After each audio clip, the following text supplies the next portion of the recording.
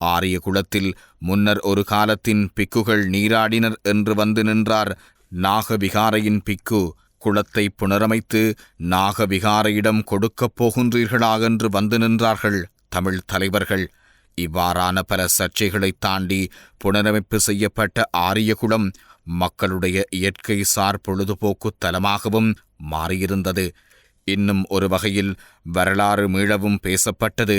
இத்தகைய முயற்சிகள் வரவேற்கத்தக்கவை. குளம் சுத்திகரிக்கப்பட்டு குளத்தில் படர்ந்திருந்த அல்லி நீர்த்தாவரங்கள் அகற்றப்பட்டு நீர் விளையாட்டுக்களை மேற்கொள்ளக்கூடிய வகையில் 2 தாரா படகுகளும் விடப்பட்டிருந்தது.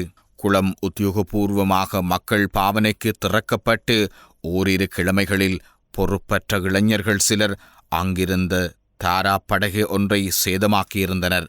சேதமாக்கப்பட்ட படகின் துவாரத்தின் வழியே நீர் உள்ளே புகுந்து அந்த தாரா படகு அரைவாசிக்கு மேல் நீருள் அமிழ்ந்த நிலையில் சில பல நாட்கள் பரிதாபமாக நின்றது.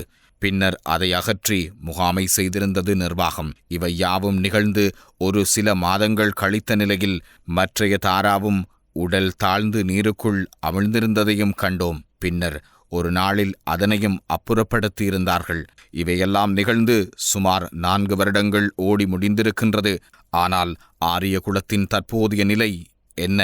பல மில்லியன்கள் செலவு செய்து நிறைவேற்றிய திட்டத்தின் தொடர்ச்சிதான் என்ன? குளத்தை தூர்வாரி நீர்மட்டத்தை பேணுதல், குளத்தைச் சுற்றி நடைபாதைகள் மற்றும் அமரும் இடங்களை அமைத்தல், இரவு நேரங்களில் மின்னொளி அலங்காரங்களுடன் கூடிய நீரூற்றுக்களை அமைத்தல், நகரின் வெப்பத்தை குறைத்து நிலத்தடி நீர்மட்டத்தை உயர்த்துதல் என்று பல நல்ல நோக்கங்களோடு பெருந்தொகையான நிதி செலவழித்து புனரமைக்கப்பட்ட ஆரியகுளம் தற்பொழுது கேட்பாரற்று காணப்படுகின்றது. பழுதடைந்த நிலையில் நீருள் அமிழ்ந்திருக்கின்ற படகுகளும் தாரா பறவைகளும் அமிழ்ந்திருந்தபடியே பல வருடங்களாக நீரில் கிடந்து சிதைகின்றன. கவனிப்பாரற்ற நிலையில் கண்டுகொள்ளப்படாமல் அடங்கிப்போய் கிடக்கிறது ஆரியகுளம்.